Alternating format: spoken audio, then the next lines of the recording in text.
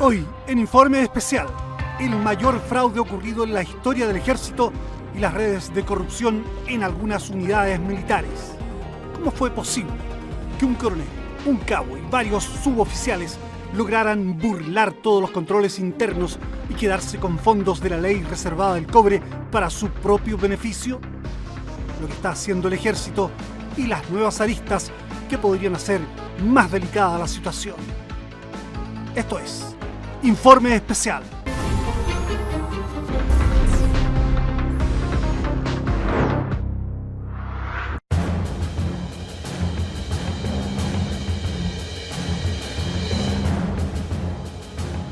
Esta es la historia de un cabo del ejército que pasaba buena parte de su vida en un casino. Consiguió tarjeta Platinum y llegó a jugar entre el 2008 y el 2014 casi 2.400 millones de pesos, equivalentes a unos 5 millones de dólares. Su sueldo mensual era inferior a los 600.000 pesos. ¿Cómo lo hizo? ¿Dónde obtuvo el dinero? Esta es la historia de soldados que tomaron por asalto la ley reservada del cobre, quedándose con recursos que pertenecían a todos los chilenos. Esta es otra inaceptable historia de corrupción en una sociedad ya sacudida hasta la náusea y herida hasta el hueso por purulencias de venalidad y latrocinios. Esta es la historia de una ley fuera de control, de recursos que podrían haberse usado no solo para la necesaria defensa de la nación ante amenazas foráneas, sino también para construir los hospitales prometidos en la campaña presidencial pasada o para lograr la gratuidad en la educación superior. Esta es una historia de firmas falsificadas, de proveedores sinvergüenzas, de coroneles y generales negligentes y de ciertos suboficiales tan ladrones como algunos de sus jefes.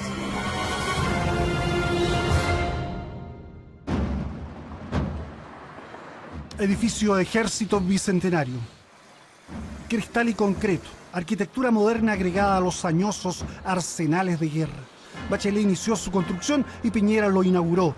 Se dijo que encarnaba la transparencia de los nuevos tiempos. Pese a su vanguardismo tecnológico, las cámaras de los estacionamientos no captaron ese 3 de marzo del 2014 al coronel Clovis Montero cuando le entregaba al cabo Juan Carlos Cruz Valverde una bolsa negra repleta de dinero. Montero dice que fueron 35 millones. Cruz afirma que fueron 15 millones. Lo cierto es que la operación, fraguada aquí, fue perfecta. Francisco Huincahue Necuñir, dueño de la empresa Frasim, aceptó confeccionar 4 facturas por trabajos no prestados al CAF, el Comando de Apoyo a la Fuerza de la División de Mantenimiento del Ejército, por un total de 50.041.080 pesos. Los documentos estaban firmados por el teniente coronel Pedro Ferrer, el coronel Jorge Silva Hinojosa y el general Héctor Ureta Chinchón. Nadie advirtió aquí que las firmas habían sido falsificadas por el cabo Cruz. Tampoco llamó la atención que el coronel Montero, de la Contraloría del Ejército, pidiera acelerar el pago de los 50 millones. El Banco del Estado transfirió los fondos a Huincahue. Este descontó el IVA, descontó una comisión de un 15% y el resto lo entregó a los uniformados. ¿Procedencia del dinero? Saldos de la ley del cobre, es decir, fondos no gastados y sobrantes del 10% de las ventas de Codelco destinado a la compra de armas, combustible y mantenimiento de las Fuerzas Armadas. Ya sea por el cambio de peso a dólar o de otras circunstancias, quedan estos remanentes. Se requiere gente muy especializada para abordar estos recursos y que son precisamente quienes estaban a cargo de su custodia. Ellos eran parte de la cadena de control y quebraron esa cadena de control, por lo tanto fueron aprovechando esa vulnerabilidad que se produjo donde cometieron este ilícito.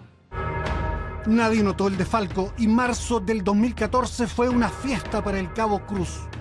En el casino jugó 82.466.225 pesos. Su pareja, Elizabeth Vega Escobar, lo acompañó en el delirio con las tragamonedas y se gastó 10.349.550 pesos.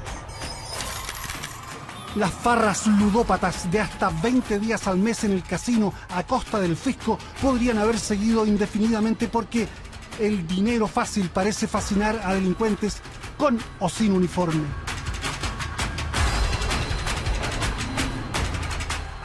Dos semanas después de la exitosa operación, Montero y Cruz reincidieron concertándose nuevamente para meter mano en los fondos del cobre.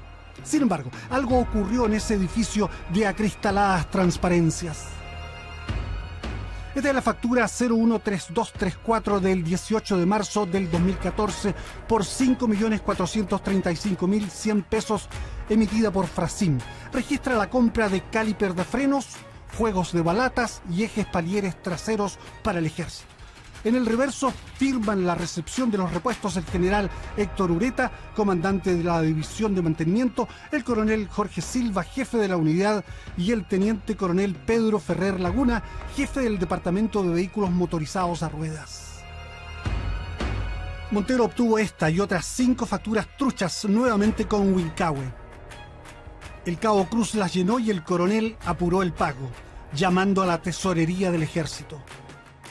El coronel y tesorero Samuel Poblete Alfaro las aprobó y autorizó el pago de 53.041.750 pesos. Pero luego a Poblete se le ocurrió revisar las facturas, llamándole la atención la firma de Pedro Ferrer, quien suscribe como teniente coronel, siendo que había sido ascendido a coronel y ya no estaba en mantenimiento, sino en la división de escuelas. Telefonió a Ferrer y este negó tajantemente haber firmado las facturas. Poco después entró a su oficina el coronel Clovis Montero y Poblete le preguntó: Oye, tú que estás en la Contraloría, tengo un problema con una situación de unas firmas falsas que se me presentó. Me estás cagando, Samuel. ¿Perdón? ¿Qué pasa? Explícame por qué te estoy perjudicando. Al informarse que al día siguiente vendría Ferrer a revisar los documentos cuestionados, Montero le pide que suspenda la reunión. Poblete se niega y deduce que su interlocutor está en problemas. Montero llama a Ferrer buscando una salida, pero este rechaza airado cualquier arreglo. Desesperado, Montero habla con Wilcahue y le pide que mediante un vale vista devuelva los millones transferidos horas antes.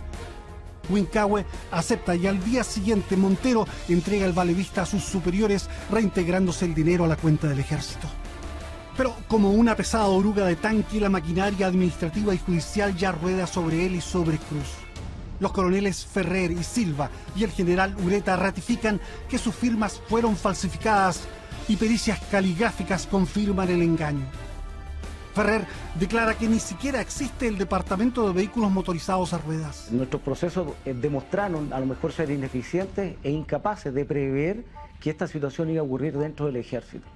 Esto fue, sin embargo, una situación que fue detectada por el ejército y denunciada inmediatamente una vez que se tuvo conocimiento de esta situación. El cabo Cruz confiesa y dice conocer desde el 2009 al coronel Montero. Agrega que en febrero del 2014 el oficial le insinuó hacer una cosita por ahí. Preguntándole luego, ¿no tienes algún saldo por ahí? Él habría respondido, lo voy a ver y le aviso. En reunión posterior, Cruz le señala que detectó un saldo, pero que el coronel debe conseguir un proveedor para las facturas. Montero le habría dicho entonces: No te preocupes por las facturas, yo me las consigo. También te puedo dar los 2 presupuestos de otros proveedores, más la cotización de la Frasim, pero tú te encargas del resto. Recibidas las facturas, Cruz elabora actas de adjudicación, las órdenes de pedido y las actas de recepción. Fui yo quien realizó las firmas de los 3 oficiales. Yo mismo me encargué de conseguir el timbre del general Ureta. Ese artículo lo compré en 3.000 pesos en un local de la calle Nueva York, aproximadamente el 21 o 22 de marzo. No mantengo la boleta de esa operación, ya que por miedo destruí esa evidencia. El timbre del general Ureta lo boté a la basura de mi casa después de haberlo utilizado. Mi accionar no despertó sospechas de nadie, ya que es habitual que en mi trabajo me vincule con facturas de proveedores del ejército. Mensualmente recibo en el CAF a lo menos 100 o 150 facturas. Descubierto el fraude, Cruz declara que en su última reunión con Montero este le habría dicho: Aquí quedó la cagada, se destapó la olla y estamos hasta el pico. Yo soy coronel, tengo más de 30 años de servicio. Yo no voy a tener cara para pasearme por los pasillos, por lo tanto aquí vas a tener que echarte la culpa tú, o bien arráncate. Cruz señala que él respondió que no se arrancaría y que tampoco asumiría la responsabilidad total del desfalco. El dactilógrafo y avesado digitador Juan Carlos Cruz tiene 35 años. Es soltero y tiene 2 hijos. Su pareja es Elizabeth Vega. Cruz siempre tuvo buenas calificaciones y registra nutridas felicitaciones. Encargado de recibir facturas y mandarlas a pago, es descrito como una persona eficiente. Tenía muchos amigos a los que prestaba dinero. Junto a camaradas almorzaba en el club hípico y conocía al dedillo el rodaje del Comando de Apoyo a la Fuerza. Interrogado por la fiscal militar Paola Jofré sobre si recibiría dinero por la gestión que le encomendó Montero, Cruz declaró: Mi coronel Montero nunca me habló de montos, pero se subentendía que yo iba a recibir algo de dinero por lo que yo estaba haciendo. Preguntado si con anterioridad a las 6 facturas recibió dinero de Montero u otra persona para gestionar operaciones de similar naturaleza, Cruz mintió. No usía, nunca. La versión de Montero difiere de la entregada por Cruz. No recuerdo la fecha, pero la primera quincena de marzo se comunica conmigo el cabo Cruz del Comando de Apoyo a la Fuerza y me pregunta si yo puedo conseguir algunas facturas para la DIVMAN. Le pregunto el monto y él me dice 50 o 55 millones de pesos. Ante eso yo le digo que me podría contactar con alguien que conozco y que era un proveedor. Montero llamó a Huincahue. Lo conocía, dice, porque le compraba empanadas y otros insumos para su negocio en un Pronto Copec atendido por su hermana Ana Montero. Huincahue le dejó allí un bolso negro con las facturas que luego entregó al cabo Cruz, quien falsificó las firmas. Montero insiste en que pensó que esto era para la división de abastecimiento y correspondía a una petición del general Ureta. Agrega que nunca antes pidió facturas falsas, aunque matiza: Que yo recuerde, nunca le pedí facturas falsas al señor Huincahue. No lo puedo asegurar con certeza absoluta. El coronel negó también haber sugerido a Cruz hacer una cosita con la ley del cobre. Clovis Montero, 52 años, casado, 2 hijos, ganaba 2.600.000 pesos mensuales y poseía un mini market. Se desplazaba en un Audi y vivía en un departamento frente al Club Providencia, donde jugaba tenis. Su mujer es socia de empresas comerciales e inmobiliarias. Aparentemente, dinero no le faltaba al oficial.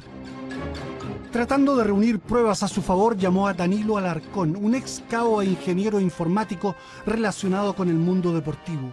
Aquí se le ve ataviado para ir al matrimonio de Arturo Vidal. Alarcón era amigo de Cruz y juntos compraron el concierto Un Caballo Fina Sangre. En la grabación que obtuvimos de fuente externa lamentan las declaraciones de Cruz. ¿La cagó? ¿Él lo reconoce que la cagó? Y por eso estuvimos 2 horas hablando ahí. ¿Qué te dijo el weón? Mire, la weá que está teniendo solución, no necesita ser importante. Yo no entiendo por qué me involucró a mi Danilo, weón. Pero no importa, si ya la weá está hecha, ya hay que solucionar la weá. Te prometo que no entiendo cómo tiene esa tremenda capacidad de mentir, weón. Bueno, pero lo importante es que está recapacitando. De ingeniero, te van a llevar un patito de galina. Claro, Te van a hacer mierda, weón. se ha seguido mintiendo, Sí. Mejor, weón, actuar con la verdad. Le dije, weón, para que andes con weón. El coronel y el cabo fueron internados en este recinto militar de Peñalolén, donde llevan presos 1 año y 7 meses. Hubo rumores y preguntas en el ejército, aunque todo fue manejado con discreción. ¿Habían más implicados? ¿Estaban involucrados generales? ¿Cómo se asocian para delinquir un cabo y un coronel? La sensación que nosotros sentimos, y usted que tiene gran experiencia al respecto, es que recibimos fuego amigo por la espalda, precisamente de gente a la cual le habíamos entregado la confianza de poder administrar estos recursos. Los inculpados reconocieron en el tribunal haber recibido dinero por 4 facturas anteriores falsas. Huincahue narró el encuentro con Montero. Le entregué el dinero en sus manos, millón por millón, menos el IVA y el 15% del neto correspondiente a la comisión que le cobré por el favor, por lo que le entregué un total de 35 millones aproximadamente en su auto, que es un Audi blanco. Según lo manifestado por el coronel, era para ayudar al hijo de un suboficial de la División de Mantenimiento que se encontraba enfermo. Montero afirmó que el dinero lo entregó íntegramente a Cruz, quien solo reconoció haberse embolsado 15 millones y que el resto quedó para el coronel. Montero grabó una conversación que tuvo con su amigo el general Joso Santich. La grabación la obtuvimos de fuente externa. Yo te creo. Te creo, güey. A pesar de que, como están dados los antecedentes, no debería creer. debería tener el derecho a la duda. Pero conociéndote, weón, y sabiendo las espaldas que tenés, weón, espalda me refiero a que vos no necesitáis esa cantidad de plata, ni un peso, ni la mitad como te dice el cabo, no lo creo. Acá picaste por buena persona. ¿Ya? Si esto mismo te lo hubiese pedido Fernando Grossi, se hubiese arreglado entre caballeros. Me explico, weón. Oficial con oficial, weón, puta, paran la weá, pero te metes en un cabo, weón. Y cada vez que se meten los cabos en esta weá, la weá revienta. Cada vez que hay cabo metido, esta weá revienta, weón. Porque el cabo no es el cabo piensa como cabo, weón. Weón no tiene nada que perder. Pero vos, weón, tenés familia, tenés una vida hecha, weón. Tenés un prestigio hecho, tenés una amistad, weón, como un montón de weón hechas. Santich recuerda algo extraño y probablemente confunde el Mercurio con Canal 13. Con el González tuvimos que ir una vez al Mercurio, weón, a hablar con el weón jefe del Mercurio por una cagada que se venía por el Sutherland. Yo era Contralor, general, él era coronel, jefe del comunicacional, cuando Emilio Sutherland tenía un programa, weón, que iba a hacer mierda al ejército. Entre, weón, los autos comandos que salía con la señora, weón, entre el cabo, weón, del regimiento logístico que acusaba a medio mundo, puta, ni de acuerdo. Entre weones que estaban filmando ahí el edificio de los generales, como andaban los mayordomos usando perros, y como la señora de algunos generales salían los autos comandos para afuera, weón. Bueno, ese González, o sea, yo con González tengo un nivel de confianza. Te lo estoy diciendo, te lo estoy diciendo el primer día, la cagaste, weón. Y menos un cabo. Yo te llamaba el general, weón, el coronel, no el cabo. Lamentablemente, weón, yo no estoy adentro, porque si yo estaría adentro, weón, estaría declarándolo, weón, estaría con esta misma actitud, o sea, ordenemos. Montero reitera a Santich que solo entregaba los sobres con las facturas. Tú eras el mensajero de la muerte, ¿ah? Sí. Bueno, eso es lo que hay que decir. Y tenés que hacerte un tip, weón. Yo era el mensajero del diablo. Alguien averió el servidor computacional del Comando de Apoyo a la Fuerza y borró datos incriminatorios, pero ya el escándalo de corrupción militar estaba desatado. Los fraudes pasaron a 103 millones y con cada revisión el monto se disparaba. Probablemente nunca ha estado Chile tan bien apertrechado en equipamiento militar. Aviones F-16, fragatas británicas y tanques alemanes Leopard. Drones, un satélite de vigilancia, soldados profesionales, cañones, cohetes y misiles. Una situación muy distinta a la vivida en 1978, cuando, debilitado, Chile estuvo a punto de ser invadido por una belicosa Argentina armada hasta los dientes. Hoy, ningún vecino arriesgaría una aventura militar contra Chile. El poderío actual proviene de la Ley Reservada del Cobre, legislación secreta originada en 1958. Modificada varias veces, destina a las Fuerzas Armadas el 10% de las ventas de Codelco. En 20 años, y gracias a la bonanza de precios, la suma ascendió a unos 20.000 millones de dólares. En los primeros 6 meses de este año, con baja brutal del precio del cobre, casi el 100% del aporte de Codelco al fisco fue a las Fuerzas Armadas, es decir, 529 millones de dólares. ¿Nuestra estabilidad política desde la reconstrucción democrática se debió en parte a esa ley secreta? Algunos creen que permitió tranquilizar a los militares y comprar la democracia. Pagamos el retorno a la democracia. Le pagamos en tranquilidad a las Fuerzas Armadas, entregarle un volumen importante, haciéndolo importantes actores, llevándola al siglo XXI. Lo que no ha hecho en salud, lo que no ha hecho en educación, lo que no ha hecho en muchas cosas, sí lo ha hecho con los militares. ¿Quién controla el uso de los recursos de la ley secreta del cobre? ¿Llevan la Contraloría y el Parlamento el escrutinio de lo gastado? Esos controles no existen, por lo tanto nos preocupa a nosotros como parlamentarios que una parte importante del presupuesto de la nación, de presupuesto de la defensa nacional, se maneje sin la transparencia debida y sin los mecanismos de control adecuados. Si la fiscalización de la Contraloría es mínima y la del Parlamento inexistente en el gasto mayor de la ley del cobre, el control de los pagos menores por arreglos y repuestos es más raro aún. Si tomamos una factura cualquiera y nos metemos en el sitio de internet de impuestos internos escribiendo el RUT de la empresa y el número de la factura, el servicio nos dirá inmediatamente si está autorizada.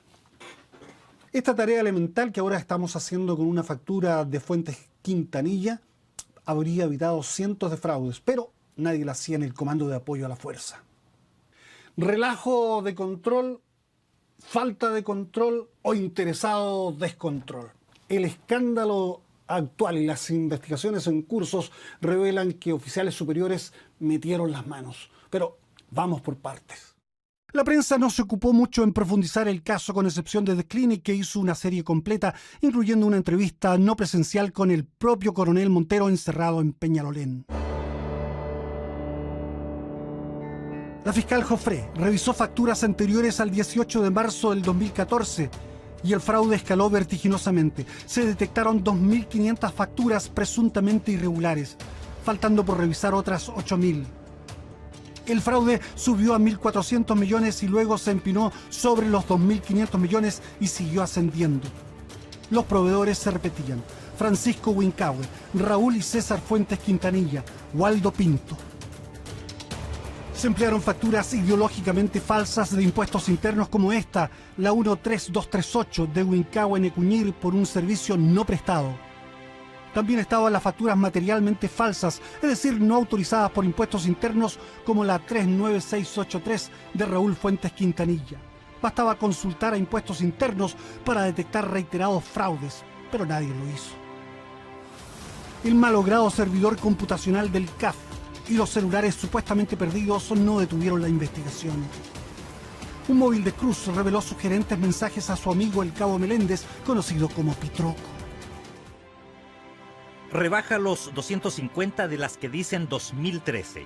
Esas no te las van a cobrar porque son economía. Solo te pido que me cuides la espalda.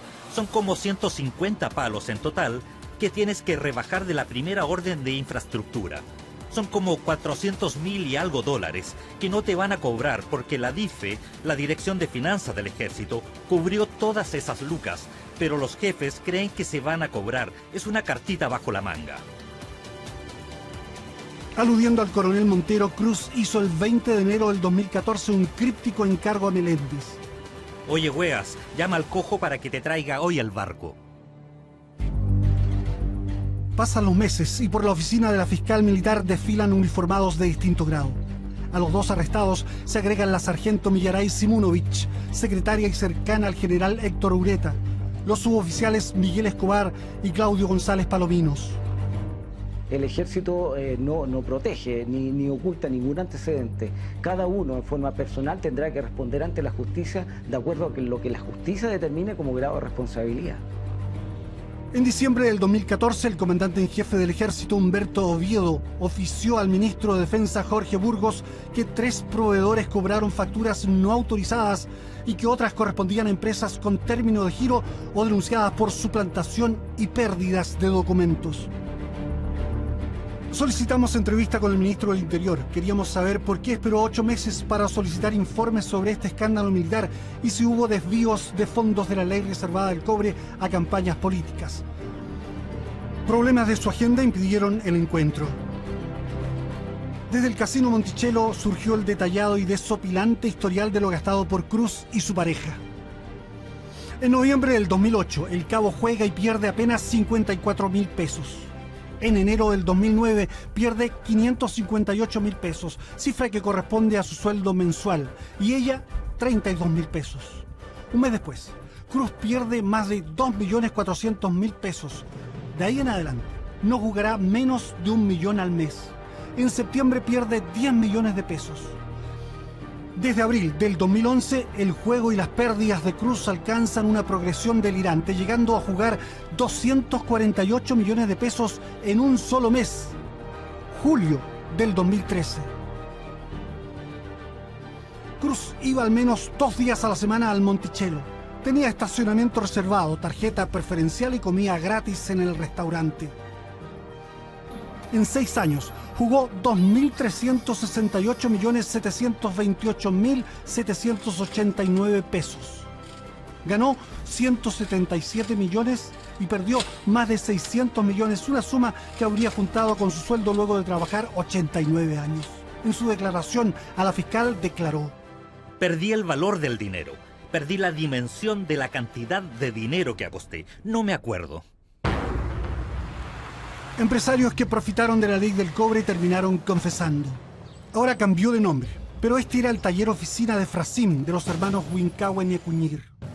Francisco, emisor de cientos de facturas falsas, no habló con informe especial, pero en la PDI declaró ser una persona modesta que vivía en un pasaje de San Bernardo con pocos bienes.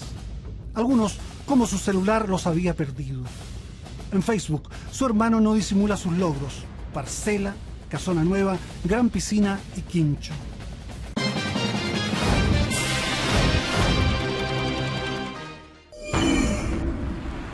Empresarios que profitaron de la ley del cobre terminaron confesando.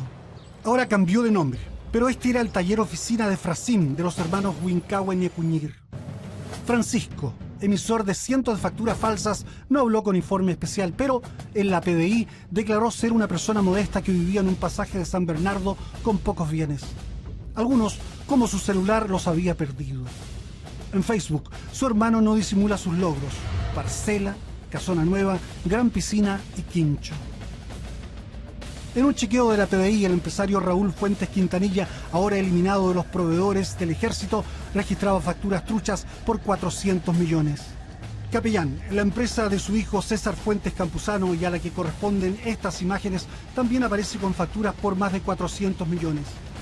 Preguntado sobre la empresa de su hijo, su padre respondió a la pregunta del tribunal: no me acuerdo, no sabría decirlo, no me acuerdo, no lo sé. César Fuentes Campuzano, después de pensarlo unos días, no recibió para mostrar los 2 atareados talleres de capellán. Declara que no tienen nada que ver con los ilícitos de su padre. Bueno, Inversiones Capellán no pertenece al fraude que hay contra el ejército. Se han hecho los trabajos, están los respaldos, están los talleres, está toda una infraestructura, personal, mecánica, equipamiento para realizar trabajo y desarrollo de estos mismos. Pero la fiscal Jimena Chong, quien investiga la participación de civiles en el fraude, apunta a Capellán y a Fuentes Campuzano. También aparece con un monto defraudado en su calidad de representante legal de la sociedad Capellán, sociedad anónima, y la investigación nuestra se ha orientado principalmente tanto a desvirtuar que haya sido posible que hayan realizado las operaciones de las cuales dan cuenta, en definitiva, esta factura. Y es un elemento que nuestro juicio ya se encuentra suficientemente acreditado, al punto que nosotros ya pedimos audiencia de formalización respecto de Fuentes Quintanilla, respecto de Fuentes Campuzano y una ampliación de la formalización que ya tenemos respecto de Huincahue Ñecuñir. Fuentes dice que Capellán nunca entregó facturas falsas, aunque señala que algunas pudieron ser clonadas. ¿Nunca ha pagado coima? Nunca. Nuestra política siempre ha sido bajos costos, bajos precios, lo que no a muchos les gusta. En uno de sus talleres aún se pueden ver transportes militares. Probablemente serán los últimos en reparación. El ejército lo eliminó de su lista de proveedores. Esto implica perder un 30% de su negocio. Un 40% corresponde a reparaciones de vehículos policiales y el resto a particulares.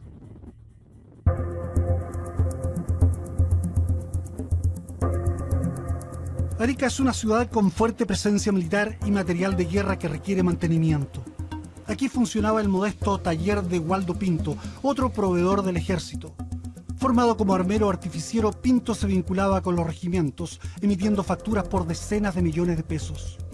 Me parece absolutamente inconsecuente, increíble, incoherente que empresas de esta naturaleza puedan prestarle servicio al ejército dentro del ámbito de la ley reservada. Para el ejército, trabajar con pequeñas o medianas empresas era parte de una política impulsada por el propio Estado. Y el ejército obviamente no discrimina, sino que se hace parte de un sistema para beneficiar a las pequeñas y medianas empresas de tal forma de que puedan, como le digo, mejorar en sus negocios. Nosotros no tenemos acceso a la persona, al taller, etcétera, sino que simplemente ellos son parte del sistema de licitaciones. Waldo Pinto declaró en Arica que oficiales del ejército lo obligaban a darles un porcentaje del valor de las facturas. Pero eso lo veremos más adelante, pues entre los involucrados aparece un coronel que fue ascendido momentáneamente a general de la República. En octubre de este año, el ex tesorero del Estado Mayor del Ejército, coronel Clovis Montero Barra, declaró que hay un aparato de defraudación en el ejército. Confeso de participar en 2 operaciones fraudulentas, acusó que civiles y uniformados han gastado dinero de los fondos del cobre en casinos, propiedades, caballos y fiestas. Yo no me imaginaba lo grande que era el desfalco y la cantidad de proveedores involucrados, dijo Montero, revelando irregularidades en el área financiera del ejército para pagar favores a generales y coroneles. El daño documentado al fisco aumentó exponencialmente. 3.300 millones, motivo suficiente para que Omar Astudillo fuera nombrado ministro en visita. El Consejo de Defensa del Estado ampliara la querella contra los autores y el Ministerio Público designara a Jimena Chong para perseguir la responsabilidad de civiles. Pero el asalto a los fondos del cobre no era cosa nueva. En el 2011 fue investigado un caso en el que aparecían nombrados los suboficiales Claudio González Palominos, Miguel Escobar, la cabo Millaray Simunovich, el proveedor Raúl Fuentes Quintanilla y su hijo César Fuentes Campuzano. El coronel de inteligencia Miguel Cantalops propuso la revisión de los procedimientos de control y sacar de la división de mantenimiento a Simunovich y a González. Cantalops fue ignorado y los suboficiales siguieron en sus cargos. Hoy están acusados de tramitar facturas falsas entre el 2010 y el 2014. En careo efectuado con Miguel Escobar hace un mes, González Palominos señaló: Sí, es efectivo que yo a contar del año 2010 comencé a pasarles facturas de la empresa Raúl Fuentes Quintanilla, capellán para falsificarlas en su contenido y darle trámite de pago para posteriormente ganar un porcentaje por estas gestiones. Todo esto se realizó en una reunión de camaradería en el Club de Campo de Rondizoni, donde él me propuso tales gestiones a cambio de dinero. Escobar retruca diciendo que todo es falso. González fue careado después con la ahora sargento Simunovich. Sí, es efectivo que le pasaba a la funcionaria que tengo a mi lado las facturas, boletas, órdenes de compra, para que ella hiciera las firmas de las mismas. Esto ocurrió desde el año 2010 al 2014. Simunovich declara que todo es falso y que nunca el suboficial le entregó dinero. Ahora, los tres están presos en el Regimiento de Policía Militar en Peñalolén. Hace poco más de un mes el ascenso a general del coronel Juan Guerra Basáez, ya aprobado por el gobierno, fue anulado luego que fuera citado a declarar en la denuncia por fraude con la ley del cobre. Simultáneamente el ejército reiteró su compromiso para esclarecer los hechos, determinar responsabilidades y mejorar los procesos vulnerados en forma dolosa. Es probable que el fin de la carrera militar de Guerra Basáez tenga que ver con este taller de calle Andacollo en Arica, perteneciente a Waldo Pinto, quien fuera funcionario del ejército durante 35 años. Se independizó y en los regimientos Rancagua, Huamachuco y Logístico hablaba con oficiales y suboficiales de material de guerra. Sus presupuestos iban al Comando de Apoyo a la Fuerza en Santiago. En declaración judicial dice haber trabajado con muchos oficiales, entre ellos los coroneles Juan Guerra y Jorge Silva. Señala que nunca entregó facturas en blanco, pero recuerda haberle tenido que dar un porcentaje de una factura por arreglo al coronel Héctor Ureta. La coima correspondió a un 50% del total que le pagaron por la factura y el dinero se lo entregó en la maestranza del regimiento logístico. Denuncia también que tuvo que comprarle útiles de escritorio al entonces mayor Juan Guerra y que correspondía a un porcentaje del 35% de la factura. Pinto declara que tenía que dar plata para los aniversarios de las unidades de material de guerra y reparar dependencias en forma gratuita. Fuimos a buscar a Pinto, pero nos encontramos con el taller cerrado con candado. Luego de una espera apareció don Jorge. Señor, ¿usted es amigo de él? ¿Trabaja con él? No, yo hago porque tengo esa máquina. Yo casi no lo veo, si viene de repente. Muy de vez en cuando. Claro. Y yo tampoco vengo, si en las tardes hace un rato, ahora por casualidad. Yo lo que veía acá, camiones que se pintaban de repente. ¿Camiones del ejército?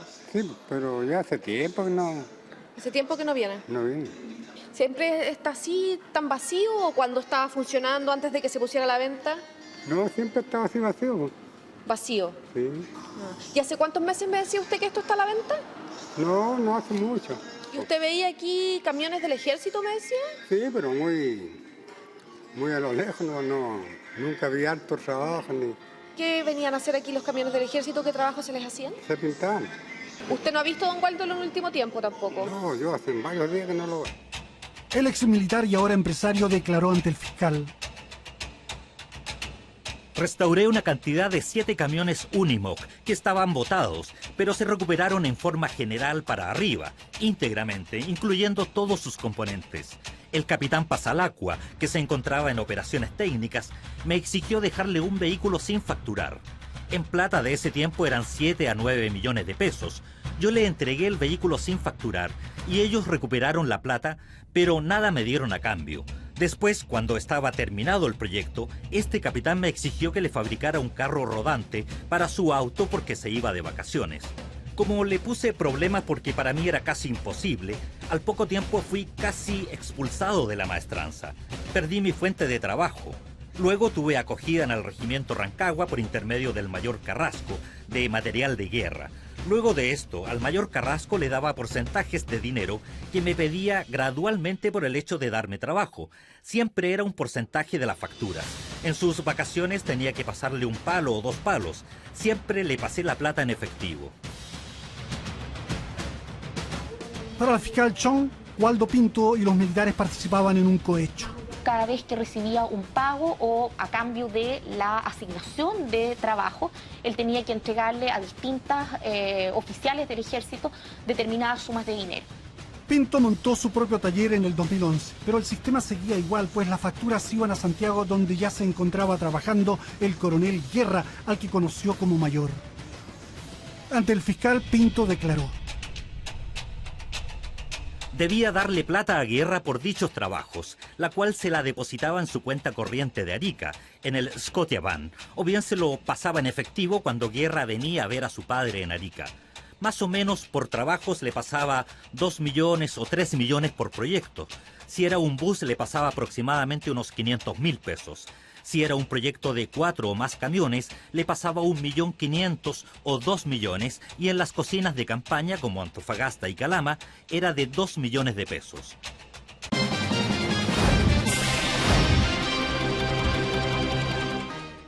Pinto montó su propio taller en el 2011, pero el sistema seguía igual, pues las facturas iban a Santiago, donde ya se encontraba trabajando el coronel Guerra, al que conoció como mayor.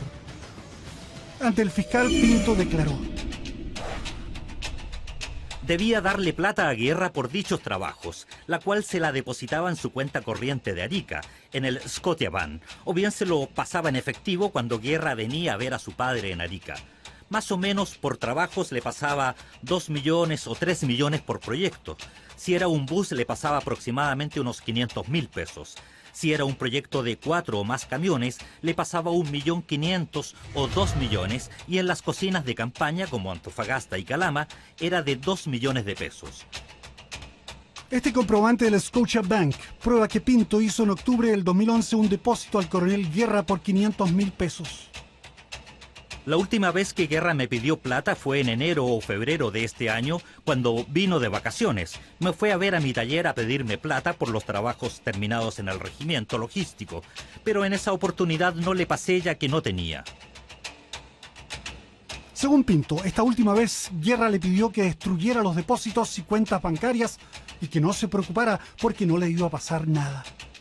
Guerra declaró que los depósitos en su cuenta correspondían a devoluciones de préstamos que había hecho a Pinto. Las declaraciones de Pinto no pararon ahí. Involucró también al coronel Silva Hinojosa. Dice que tuvo que pagarle una comida a él y comitiva de 7 personas en el restaurante El Arriero de Arica, que le costó 350.000 pesos. Pinto acusa que Silva le habría advertido que me siguiera portando bien, ya que todo lo que él o el departamento pudiera necesitar, el nexo sería el suboficial Ávila. Consecuente con esto, todos los proyectos que se entregaban a partir de ese momento, debía pagarle un porcentaje a Ávila, al cual le depositaba en su cuenta. Luego él cambió a que se le depositara en la cuenta de la señora del suboficial Ávila. Respecto del general Héctor Ureta, Pinto señala que cuando vino a Arica debió financiar un ágape para el oficial que le costó 350.000 pesos. Su declaración ha sido una granada cuyas esquirlas tocan a más oficiales. Pinto menciona al mayor Patricio Álvarez del Canto, funcionario de finanzas en Iquique. Acota que muchos trabajos ordenados eran luego suspendidos. Y yo debía devolver el remanente de esos dineros. Las devoluciones eran por intermedio de vales vistas y debía llevarles el efectivo a Iquique, a su departamento en Archipiélago de los Lagos. Los últimos trabajos del 2013 y 2014 se hicieron con el mismo método con vales vista a nombre de Álvarez del Canto y Juan Carlos Cruz Valverde. El ex proveedor entregó celular con correos y mensajes acreditando los hechos revelados. Pinto rehusó hablar con Informe Especial y alegó inocencia en su testimonio judicial. En mí no ha habido dolo, ni malversación, ni ningún otro ilícito con respecto a mi Ejército de Chile, que fue mi cuna formadora. La fiscal Chong investiga a 12 proveedores del Ejército. Respecto a la forma de operar de los corruptos, parece considerar que actuaban como una suerte de bandas delictuales. Podríamos estar en presencia de distintas agrupaciones de oficiales y suboficiales del Ejército que defraudan al fisco por el mismo modo de operar, pero de manera, digamos, independiente unas de otras. El flagelo de la corrupción parece haber golpeado a muchas instituciones relevantes y respetables de la sociedad chilena. El Ejército es parte de la sociedad y se nutre de la misma sociedad a la cual nosotros servimos. Por lo tanto, nosotros también tenemos las mismas virtudes y debilidades que tiene toda la sociedad. Ciertamente que aquí se cometieron errores y gente de nuestra institución cometió errores profundos. No obstante, la gran mayoría del Ejército, el resto de los más de 40.000 hombres y mujeres, creo que estamos preocupados de que esta situación se clarifique y la gente responsable cumpla, digamos, con lo que la justicia determine. Informe Especial solicitó entrevistas al ministro de Defensa y al comandante en jefe del Ejército, que le respondieron que lo harían una vez que hablaran ante los diputados de la Comisión de Defensa. Junto con colaborar en los procesos en curso, el Ejército rescindió contratos con proveedores, contrató una auditoría externa y ha fortalecido toda su Contraloría interna para evitar fraudes. Mientras prosiguen las investigaciones en los ámbitos parlamentario, judicial civil y judicial militar, una discusión necesaria, un debate imprescindible se abren respecto del uso más eficiente de los recursos de la ley reservada del cobre en beneficio de todos los chilenos. Informe Especial.